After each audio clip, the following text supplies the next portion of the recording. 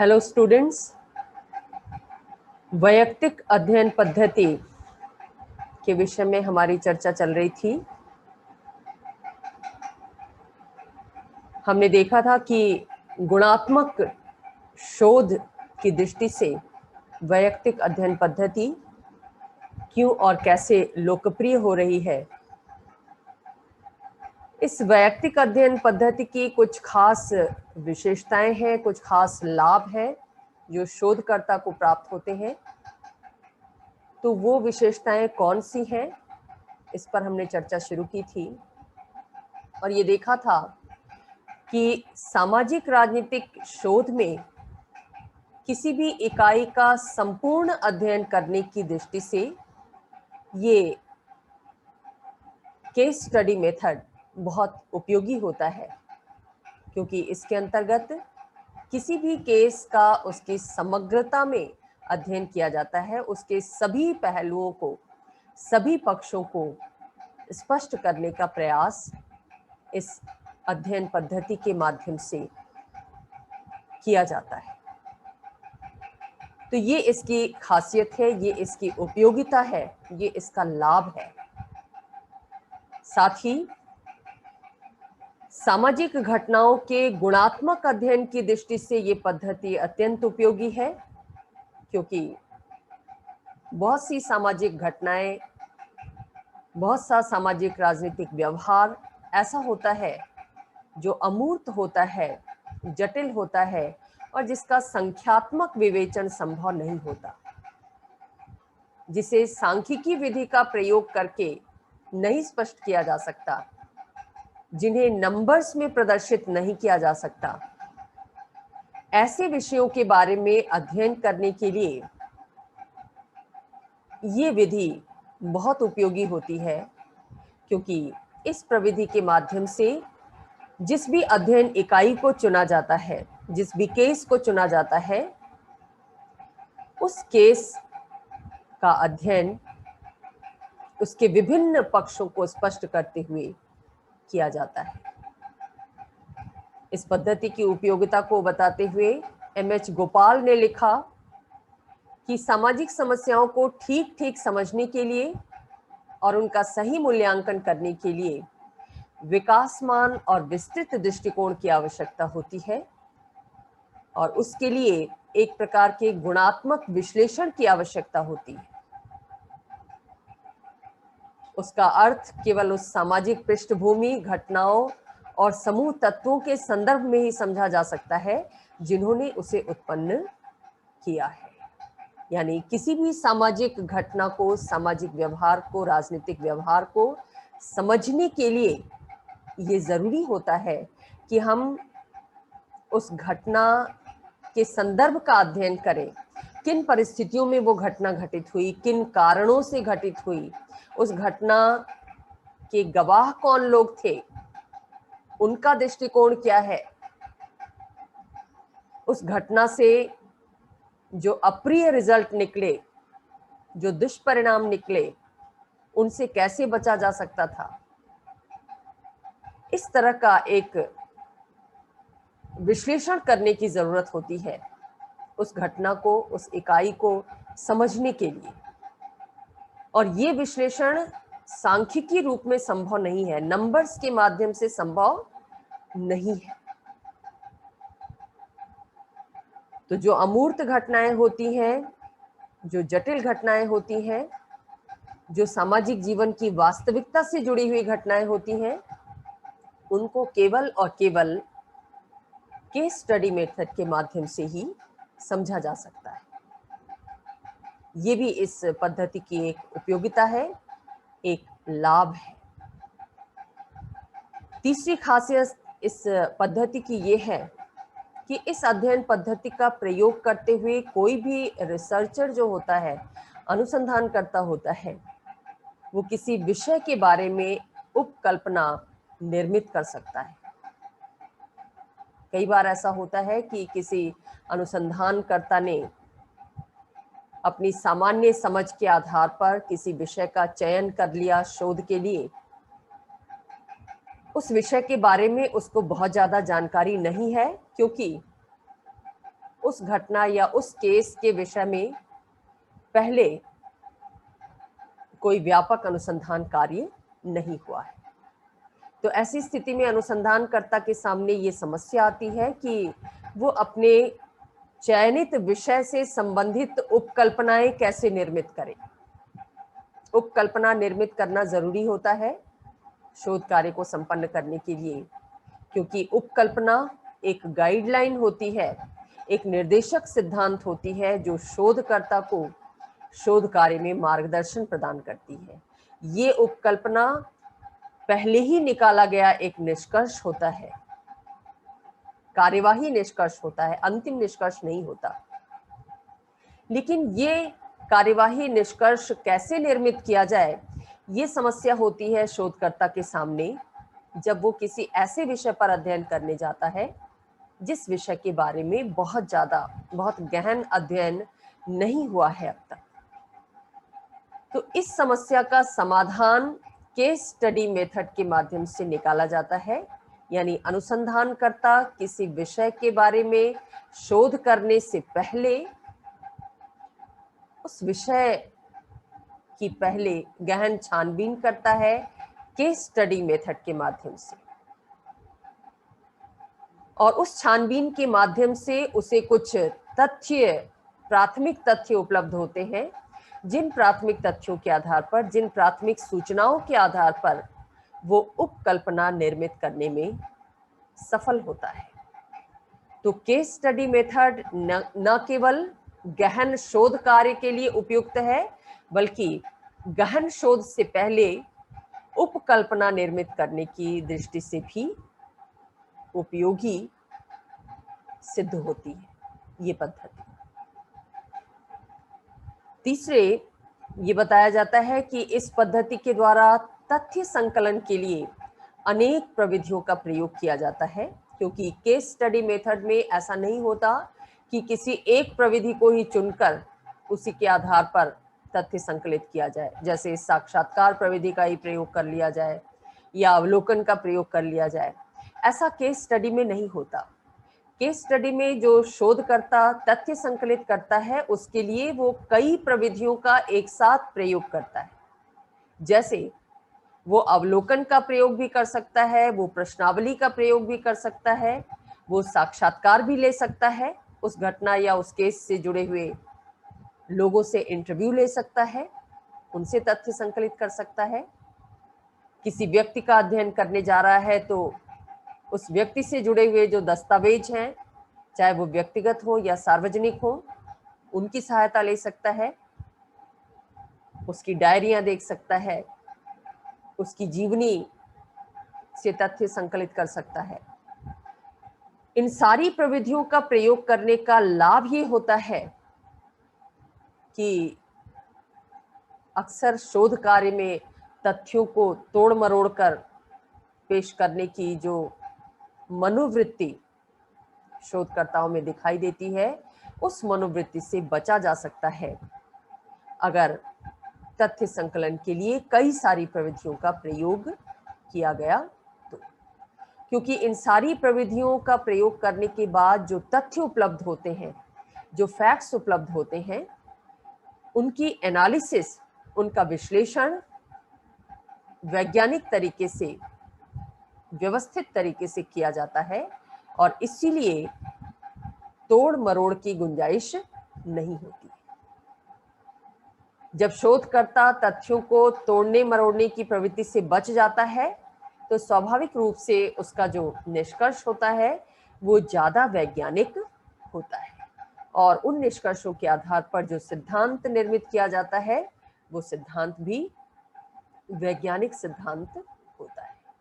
तो ये case study की खासियत है, केस स्टडी मेथड की, कि इसके माध्यम से जो रिसर्च किए जाते हैं उसमें वैज्ञानिक होने की संभावना ज़्यादा होती है, वैज्ञानिक निष्कर्षों की संभावना ज़्यादा होती है।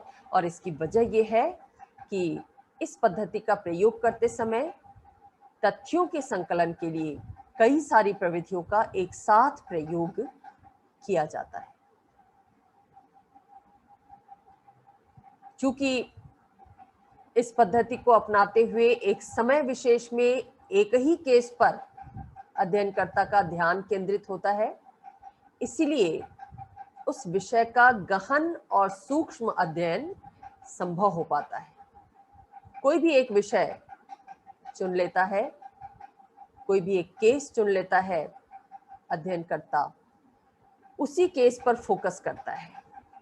जैसे भारत में महिलाओं की स्थिति को अगर चुना तो महिलाओं की सामाजिक स्थिति से जुड़ा हुआ इतिहास, उनकी वर्तमान स्थिति, कानूनी प्रावधान, उनके राइट्स, सामाजिक स्तर पर उनका वायलेशन कैसे हो रहा है, उनका उल्लंघन कैसे किया जा रहा है, सरकार के द्वारा उनकी स्थिति में सुधार के लिए क्या प्रयत्न किए जा रहे हैं, क्या समस्याएं उनमें सामने आ रही हैं कानूनी प्रावधानों को क्रियान्वित करने में।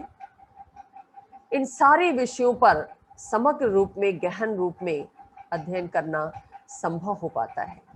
अगर शोधकर्ता कई विषयों को एक साथ अध्ययन के लिए चुनता है तो वो विभिन्न विषयों का थोड़ा थोड़ा अध्ययन ही करने में सफल हो पाता है, क्योंकि रिसर्च वर्क में एक समय सीमा होती है, संसाधनों की सीमा होती है, श्रम की सीमा होती है।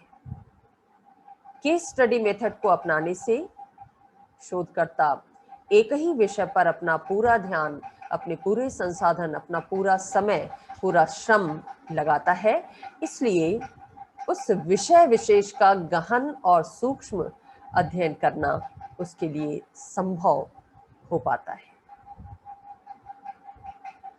इसलिए बर्गिस जैसे विचारक ने केस स्टडी मेथड को सामाजिक सूक्ष्मदर्शी यंत्र कहा है, सोशल माइक्रोस्कोप, क्योंकि इस विधि के माध्यम से सामाजिक घटनाओं, सामाजिक विषयों, सामाजिक व्यवहारों के बारे में सूक्ष्म से सूक्ष्म लेकिन गहन अध्ययन संभव हो पाता है। ये इस पद्धति की खासियत है, विशेषता है, इसका लाभ है।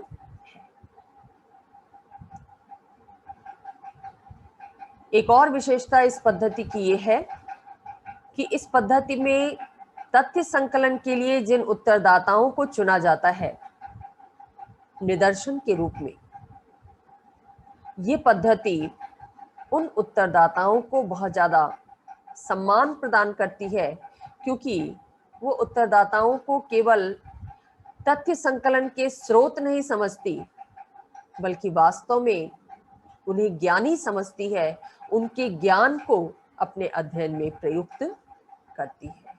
यानी उत्तरदाताओं को ये पद्धति समुचित सम्मान प्रदान करती है। अगर सामाजिक जीवन, राजनीतिक जीवन जटिल समस्याओं से गुजर रहा है, जटिल समस्याएं उसके सामने हैं, तो इन समस्याओं का समाधान करने के लिए केस स्टडी मेथड के माध्यम से किया गया रिसर्च वर्क बहुत उपयोगी होता है, क्योंकि उस समस्या विशेष के बारे में गहन छानबीन, जांच पड़ताल, कारण और परिणाम का विश्लेषण केवल और केवल केस स्टडी मेथड के माध्यम से ही किया जा सकता है। इसके साथ इस पद्धति में चूंकि अलग अलग केस पर रिसर्च चलता रहता है, लिहाजा शोधकर्ता के सामने ये अवसर होता है कि वो विभिन्न केसेस के, विभिन्न केस स्टडीज के जो परिणाम हैं, जो निष्कर्ष हैं, उनकी तुलनात्मक विवेचना कर सके। जैसे एक ही विषय पर एक शोधकर्ता ने अध्ययन किया, कल को दूसरे शोधकर्ता ने उसी विषय पर अध्ययन किया, दोनों के परिणाम समान भी हो सकते हैं और असमान भी हो सकते हैं। इसका कारण ये होता है कि सामाजिक जीवन की परिस्थितियां बदलती रहती हैं। आज एक घटना जो घट गई वो परिस्थिति विशेष में घटी, कल को वैसी ही कोई घटना घट सकती है, लेकिन वो घटना आज की घटना के समान ही होगी ये नहीं कहा जा सकता। लिहाजा एक शोधकर्ता आज की घटना पर अध्ययन कर रहा है, दूसरा शोधकर्ता कल की घटना पर अध्ययन करेगा। दोनों घटनाओं में सिमिलरिटी हो सकती है, समानता हो सकती है, लेकिन परिस्थितियों की भिन्नता के कारण, समय की भिन्नता के कारण उनके परिणामों में भिन्नता आ सकती है। तो ऐसी स्थिति में तुलना का अवसर मिलता है शोधकर्ता को। जैसे एक शोधकर्ता भारत में स्त्रियों की सामाजिक स्थिति पर अध्ययन कर रहा है, उसने ऐतिहासिक संदर्भ में अध्ययन किया कि स्वतंत्रता से पूर्व स्त्रियों की स्थिति, सामाजिक स्थिति कैसी थी। दूसरा शोधकर्ता स्वतंत्रता के बाद स्त्रियों की स्थिति पर अध्ययन कर रहा है। दोनों के अपने निष्कर्ष होंगे। एक तीसरा अध्ययनकर्ता इसी विषय को जब चुनेगा तो उसके सामने ये अवसर हो सकता है कि वो स्वतंत्रता से पहले जो अध्ययन हुआ है इस विषय पर, उसके परिणाम, और स्वतंत्रता के बाद जो अध्ययन हुआ है उसके परिणाम, दोनों परिणामों की तुलना करके किसी तीसरे निष्कर्ष पर वो पहुंच सकता है। या ये भी हो सकता है कि वो किन्हीं परिणामों की सत्यता को प्रमाणित करे अपने शोध के माध्यम से, अपने शोध निष्कर्ष के माध्यम से। क्योंकि शोध में यही होता है कि पूर्व में स्थापित जो सिद्धांत हैं, जो निष्कर्ष हैं, या तो उन्हें गलत सिद्ध किया जाता है या फिर उन्हें सही सिद्ध किया जाता है, या फिर उनसे अलग कुछ नया निष्कर्ष भी प्रेजेंट करने की कोशिश की जाती है तथ्यों के आधार पर। तो तुलना, विश्लेषण, निष्कर्षों का सत्यापन, ये सब वैज्ञानिक शोध की प्रक्रियाएं हैं, वैज्ञानिक शोध का अंग है। और इस लिहाज से जो केस स्टडी मेथड होता है वो तुलनात्मक विश्लेषण और तथ्यों के सत्यापन की दृष्टि से महत्वपूर्ण हो जाता है, और इसलिए वैज्ञानिक अध्ययन की दृष्टि से ये बहुत उपयोगी साबित होता है। फ्लाईबर्ग एक विचारक हुए हैं जिनका मत है कि सामाजिक और मानवीय व्यवहार संबंधी जो विषय हैं, राजनीति विज्ञान है, समाजशास्त्र है, मनोविज्ञान है, इन सभी विषयों में संदर्भ युक्त ज्ञान और अनुभव का विशेष महत्व होता है। यानी कोई मानवीय व्यवहार किन परिस्थितियों में किया जा रहा है। एक ही मनुष्य हम देखते हैं कि परिस्थितियां अलग रहने पर उसका व्यवहार बदल जाता है। ये मनुष्य व्यवहार की खासियत होती है। कुछ वर्ष पूर्व हमारा जो आचरण था सार्वजनिक जीवन में वो भिन्न था, आज कुछ भिन्न है, कल और भिन्न हो सकता है। और इसका कारण ये होता है कि जो बीत गया कल, उस समय परिस्थितियां अलग थी, जो आज है उसकी परिस्थितियां अलग हैं, और जो कल होगा वो परिस्थितियां भी अलग होंगी।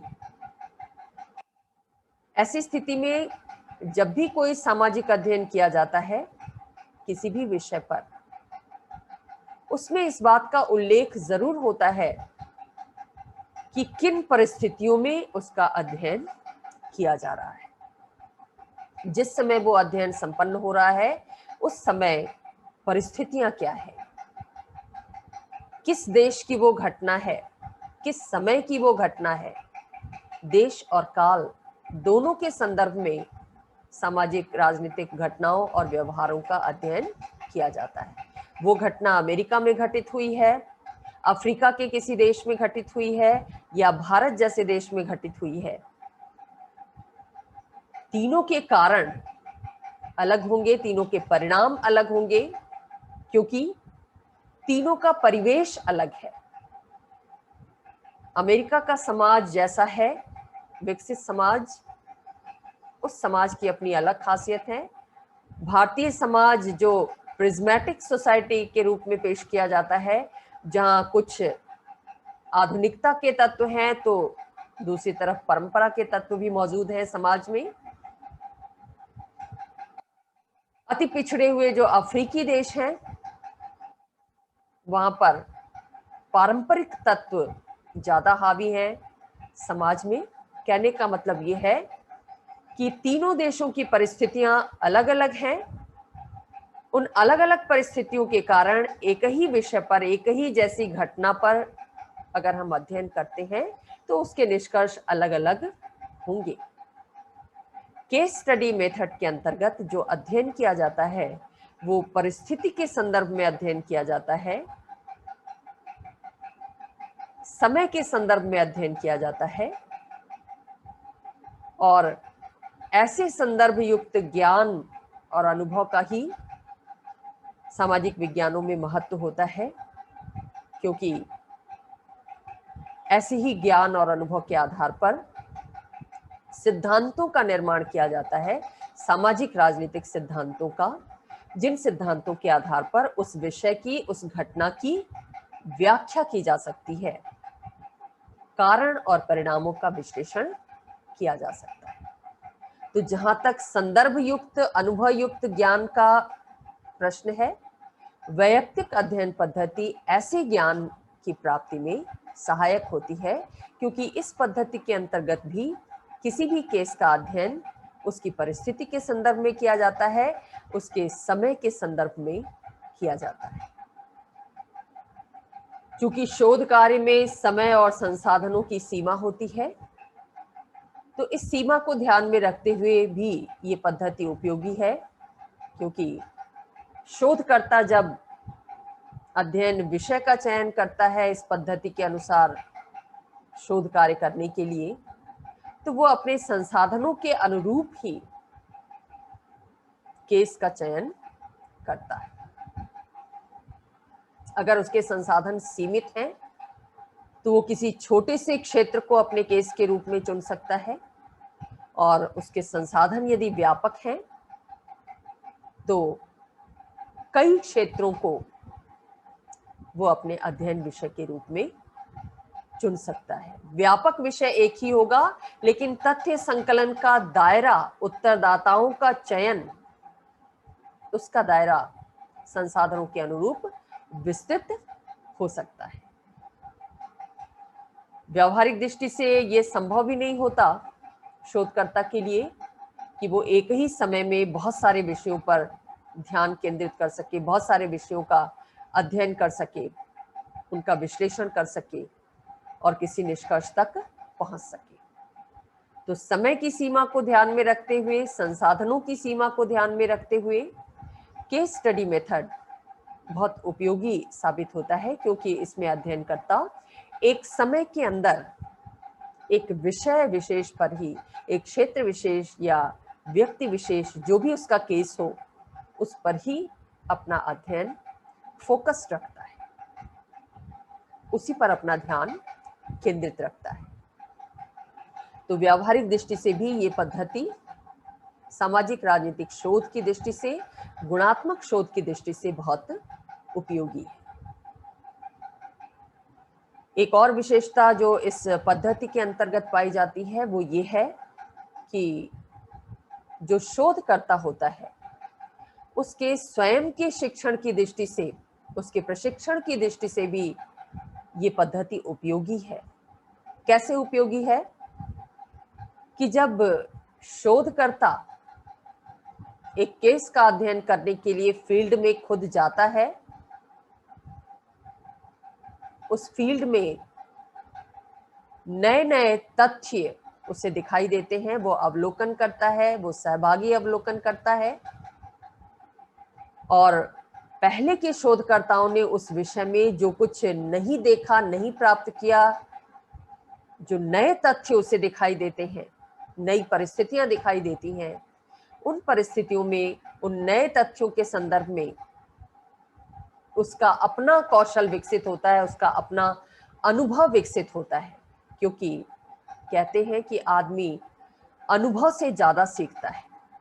किसी कार्य को फर्स्ट हैंड जब किसी व्यक्ति के द्वारा खुद फील्ड में जाकर किया जाता है तो वो ज्यादा कुशलता के साथ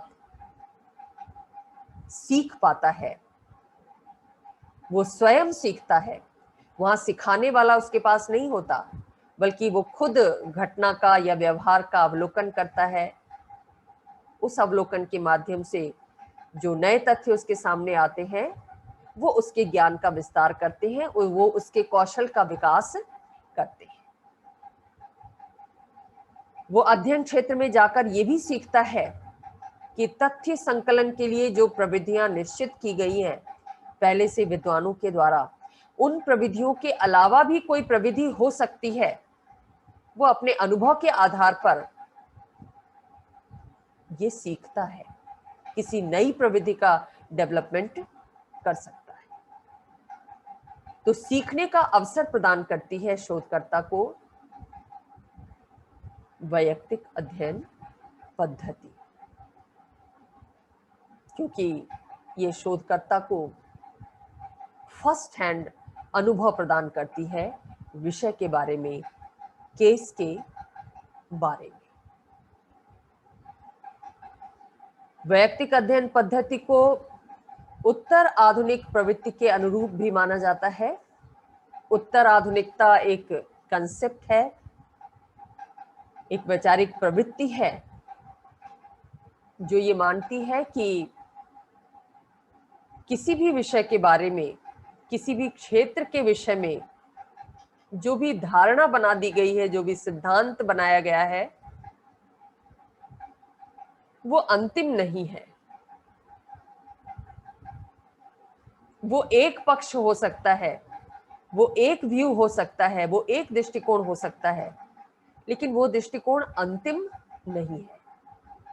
और एक ही घटना के कई पक्ष हो सकते हैं, हर पक्ष अपनी अपनी दृष्टि से सही है। उत्तर आधुनिक विचारक क्या कहते हैं कि सच भी एब्सोल्यूट नहीं है, सापेक्षिक है। सत्य का महत्व इसलिए है क्योंकि झूठ का वजूद है। झूठ अगर ना हो तो सत्य को एक गुण के रूप में पेश होने का मौका न मिले। तो इस दुनिया के बारे में, सामाजिक व्यवहार के बारे में, राजनीतिक व्यवहार के बारे में सिद्धांत और धारणाएं बनाई जरूर गई हैं। कभी संप्रभुता की धारणा प्रेजेंट की गई, तो कभी सत्ता की धारणा प्रेजेंट की गई, कभी शक्ति की धारणा प्रेजेंट की गई, लेकिन ये धारणाएं अंतिम नहीं है। ऐसा नहीं कहा जा सकता कि राजनीतिक व्यवहार का संचालन इन्हीं धारणाओं के माध्यम से होता है। ये धारणाएं भी हैं, एक पक्ष है राजनीतिक जीवन का कि राजनीतिक जीवन शक्ति के आधार पर संचालित होता है। संप्रभुता राज्य का महत्वपूर्ण गुण है, उसकी विशेषता है। ये एक पक्ष है, एक दृष्टिकोण है, लेकिन अंतिम नहीं है, क्योंकि ऐसे भी दृष्टिकोण है जो कहते हैं कि केवल शक्ति के आधार पर ही नहीं, बल्कि समर्थन, सहयोग और प्रेरणा के आधार पर बहुत सारे काम होते हैं राष्ट्रीय और अंतर्राष्ट्रीय जगत में। और मानवता का तकाजा भी यही है कि शांतिपूर्ण तरीके से, सहयोगपूर्ण तरीके से बड़े से बड़े उद्देश्यों को प्राप्त किया जाए। तो कहने का मतलब ये है कि उत्तर आधुनिक प्रवृत्ति जो ये मानती है कि कोई भी सामाजिक राजनीतिक सिद्धांत अंतिम नहीं है और उस सिद्धांत के, उस घटना के कई पक्ष हो सकते हैं, एक ही पक्ष पर फोकस नहीं किया जा सकता। व्यक्तिगत अध्ययन पद्धति भी यही मानती है कि एक घटना या व्यवहार के कई पक्ष हो सकते हैं और उन सभी पक्षों का अध्ययन किया जाना चाहिए। तो इस लिहाज से वैयक्तिक अध्ययन पद्धति उत्तर आधुनिक प्रवृत्ति के अनुरूप दिखाई देती है। ये भी इसका एक गुण है, क्योंकि ये पद्धति उत्तर आधुनिकता के अनुरूप है, उसकी दृष्टि से प्रासंगिक है। लास्टली, इस पद्धति के विषय में ये भी कहा जाता है कि ये थ्योरी ऑफ फॉल्सिफिकेशन के अनुरूप है। थ्योरी ऑफ फॉल्सिफिकेशन क्या है? कार्ल पॉपर ने प्रतिपादित किया था इस थ्योरी को, जिसके अंतर्गत ये कहा गया कि कोई भी सिद्धांत जो प्रेजेंट किया जाता है, बहुत सारे सिद्धांत सिद्धांतकारों के द्वारा रिसर्च के आधार पर निर्मित किए जाते हैं। जैसे प्राकृतिक विज्ञानों के क्षेत्र में ही ले तो किसी ने सापेक्षता का सिद्धांत प्रस्तुत किया, तो किसी ने गुरुत्वाकर्षण का सिद्धांत प्रस्तुत किया। चिकित्सा जगत के क्षेत्र में ले तो बहुत सारे सिद्धांत प्रेजेंट किए जाते हैं रिसर्च के माध्यम से। कार्ल पॉपर क्या कहते हैं कि कोई भी सिद्धांत जो किसी भी फील्ड में प्रेजेंट किया गया है, चाहे सामाजिक जीवन से संबंधित सिद्धांत हो या प्राकृतिक विज्ञानों का सिद्धांत हो, वो सिद्धांत उतना ही वैज्ञानिक होता है अगर उस सिद्धांत को तथ्यों के आधार पर गलत साबित करने की कोशिश की जाती है। यानी जिस सिद्धांत में ये गुण होता है कि अगला अध्ययनकर्ता उस सिद्धांत को झुठला दे, गलत साबित कर दे, तो इसका मतलब है कि वो सिद्धांत उतना ही वैज्ञानिक है। जैसे मेडिकल साइंस के क्षेत्र में आप अक्सर देखते हैं, सुनते हैं कि पहले जो थ्योरीज थी, चिकित्सा से जुड़े हुए जो सिद्धांत थे, उनको एक एक करके गलत साबित किया गया और उसके स्थान पर नए सिद्धांतों की स्थापना की गई। जैसे सिंपल सा आप ले सकते हैं कि पहले मेडिकल साइंस में ये प्रचलित था कि अगर कोई व्यक्ति जल जाता है तो उस पर पानी ना डाला जाए, क्योंकि पानी से जख्म और बढ़ेगा। आज इस सिद्धांत को झुठला दिया गया है। आज क्या कहा जा रहा है कि जलने पर तुरंत पानी डालिए। तो ये तो एक छोटा सा एग्जाम्पल है। चिकित्सा जगत में आए दिन पुराने जो सिद्धांत थे उनको झुठलाया जाता है। अन्य भी बायोलॉजी के क्षेत्र में भी या भौतिक विज्ञान के क्षेत्र में पुराने जो सिद्धांत थे, नए नए सिद्धांतों के द्वारा उनको रिप्लेस किया जा रहा है, उनको गलत साबित किया जा रहा है। तो थ्योरी ऑफ फॉल्सिफिकेशन क्या कहती है कि ये अच्छी बात है, वैज्ञानिक सिद्धांत के निर्माण की दृष्टि से ये अच्छी बात है कि आगे आने वाले शोधकर्ता पिछले शोधकर्ताओं के द्वारा व्यक्त सिद्धांतों को अपने रिसर्च के आधार पर असत्य साबित करें। ये जरूरी है उस विषय की वैज्ञानिकता के लिए, उस सिद्धांत की वैज्ञानिकता के लिए।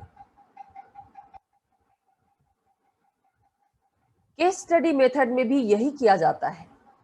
क्या किया जाता है? किसी एक केस स्टडी के आधार पर जो सिद्धांत निर्मित किए गए, जो निष्कर्ष निकाले गए, दूसरी केस स्टडी के माध्यम से उसे तार्किक दृष्टि से तथ्यों के आधार पर गलत सिद्ध करने की कोशिश की जाती है।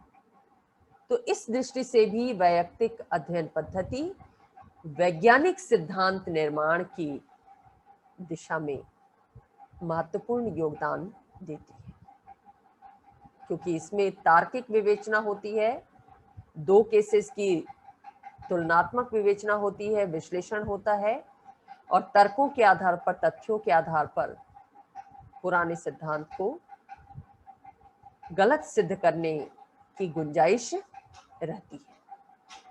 ये हो सकता है कि पिछले सिद्धांत को सत्य भी साबित किया जाए, प्रमाणित भी किया जाए, लेकिन ये भी हो सकता है कि तार्किक विवेचना के आधार पर पुरानी केस स्टडीज को गलत साबित किया जाए।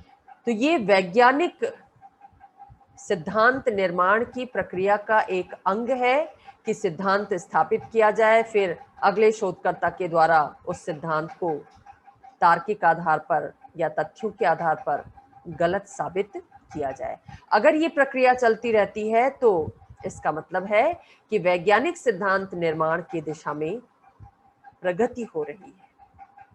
थ्योरी ऑफ फॉल्सिफिकेशन यही कहती है कि वैज्ञानिक सिद्धांतों के निर्माण की दृष्टि से ये एक उपयोगी प्रक्रिया है कि पुराने सिद्धांतों को झुठलाया जाए, उसकी मान्यताओं को असत्य सिद्ध किया जाए, कल्पना के आधार पर नहीं बल्कि तथ्यों के आधार पर, रिसर्च के आधार पर, तार्किक विवेचना के आधार पर। तो ये थी वैयक्तिक अध्ययन पद्धति की विशेषताएं या उसके गुण, उसके लाभ।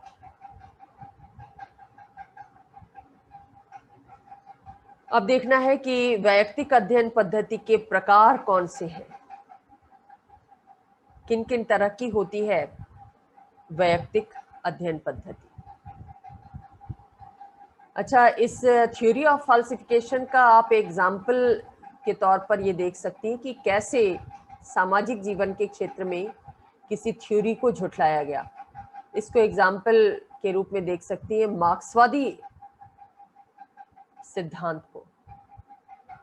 मार्क्स ने जब प्रतिपादित किया था समाजवाद का सिद्धांत दास कैपिटल और कम्युनिस्ट मैनिफेस्टो में, तो ये कहा था कि जैसे जैसे पूंजीवाद डेवलप होता है, जैसे जैसे औद्योगिक समाजों का विकास होता है, उन समाजों में जो मजदूर वर्ग क्रियाशील होता है उसकी स्थिति दिनों दिन खराब होती जाती है। मार्क्स ने ये सिद्धांत एस्टेब्लिश किया था समाजवाद के अंतर्गत। लेकिन बाद में जब औद्योगिक समाजों में अध्ययन किए गए, केस स्टडीज हुई मजदूरों के ऊपर, मजदूर वर्ग के ऊपर, उनकी स्थिति के ऊपर, तो ये पाया गया कि जैसे जैसे उन समाजों में पूंजीवाद का विकास हो रहा है, औद्योगिक समाज विकसित हो रहा है, वैसे वैसे मजदूरों की दशा खराब नहीं हो रही है, बल्कि उनको भी उस पूंजीगत विकास का लाभ मिल रहा है, उनकी आर्थिक हालत में सुधार हो रहा है, उनके जीवन स्तर में सुधार हो रहा है, वो भी आकांक्षाओं को पालने लगे हैं, वो भी वो सब कुछ प्राप्त करना चाह रहे हैं जो पूंजीपति वर्ग के पास है, और पूंजीपति वर्ग उनके इस प्रयास में सहायक बन रहा है। तो औद्योगिक समाज में वर्ग संघर्ष के बजाय, जिसकी बात मार्क्स ने की थी कि औद्योगिक समाज में जो पूंजीपति वर्ग है और मजदूर वर्ग है, इनके बीच असहयोग बढ़ेगा, संघर्ष बढ़ेगा, क्योंकि दोनों के हित विपरीत होंगे, और इस संघर्ष का रिजल्ट ये होगा कि इसमें मजदूरों की स्थिति दिनों दिन खराब होती चली जाएगी। केस स्टडी के आधार पर, अमेरिकन और यूरोपीय समाजों की केस स्टडी के आधार पर, मजदूरों की स्थिति के अध्ययन के आधार पर इस सिद्धांत को गलत सिद्ध किया गया कि पूंजीवादी समाज के विकास के साथ साथ मजदूरों की स्थिति खराब नहीं होती जैसा मार्क्स ने कहा, बल्कि मजदूरों की दशा में सुधार होता जाता है, और संघर्ष के बजाय दोनों वर्गों में सहयोग की प्रवृत्ति देखने को मिलती है, क्योंकि पूंजीपति और मजदूर दोनों ये समझने लगे हैं कि बिना एक दूसरे का सहयोग किए उनकी आवश्यकताएं पूरी नहीं होंगी, उनकी आकांक्षाएं पूरी नहीं होंगी। मजदूर यदि पूंजीपति का सहयोग नहीं करेंगे उद्योग के संचालन में, तो उन्हें पारिश्रमिक प्राप्त नहीं होगा, और उसके अभाव में वो बेरोजगार हो जाएंगे, जिसका उनके जीवन की दशाओं पर दुष्प्रभाव पड़ेगा, जीवन जीना संभव नहीं होगा।